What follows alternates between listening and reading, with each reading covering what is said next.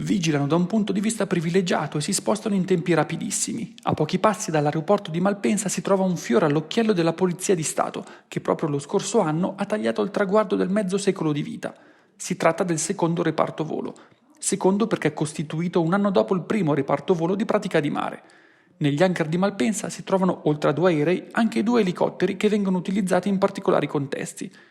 Un esempio arriva dalla recente esercitazione compiuta in un terreno agricolo, simulando la segnalazione di un casolare divenuto covo di un gruppo di terroristi. La soffiata è fasulla, la mobilitazione è reale. Alle operazioni prendono parte anche un'unità del nucleo cinofili e una squadra della UOPI, acronimo di Unità Operativa di Primo Intervento.